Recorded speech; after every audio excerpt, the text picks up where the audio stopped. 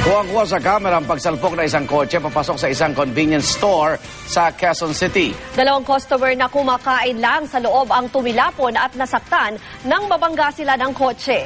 Saksi si JP Soriano. Kumakain lang ang dalawang customer na ito sa 7-Eleven convenience store sa EDSA Quezon Avenue tanghali kanina. Nang biglang bumangga sa kanila ang isang kotse mula sa labas.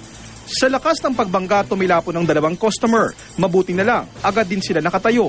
Nakita ko yung dalawang lalaki, ika-ika na yung isa, parang nabali yata yung paa, tapos yung isa naman ang daming dugo. Isinugod sa East Avenue Medical Center ang mga biktimang sina Mark Anthony Macabasag at John Remanbosa.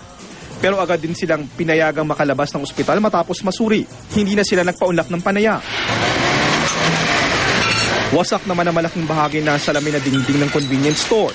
Gayon din ang mga lamesa nito at iba pang bahagi ng tindahan. Ayon sa ilang saksi, galing EDSA ang sasakyan at kumanan papasok sa kalsadang katabi ng convenience store. Pero bigla na lang daw itong pumasok sa gilid ng tindahan. Namatay yung makina niya dyan, so in-start niya ulit. Okay. Pag-start niya ulit, yun na, parang napakan niya yata maigi yung silinyador. Pagdating niya dito, may dalawang tumawid. Ngayon, muntikan niya sagasaan yung lalaki, so nag-stop siya. Pag-stop niya, napanik siguro. Pag-paandar niya uli, di niya maano siguro napakan niya, kaya dumiretso siya doon sa 7-Eleven. Kinunan ng salaysay sa QCPD Traffic Police Station 10 ang driver na kinilalang si Carissa Elora Picson. Tumanggi siyang humarap sa kamera, pero giit niya sa mga pulis, aksidente raw ang nangyari.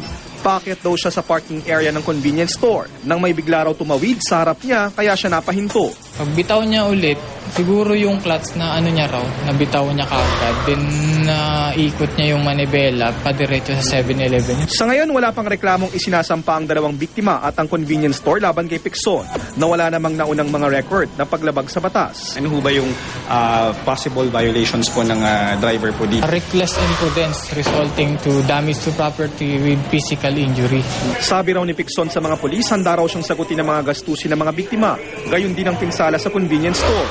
Ang pamunuan ng 7-Eleven naman ang akong tutulungan ng mga sugatan at makikipag-ugnayan din sa investigasyon ng mga otoridad.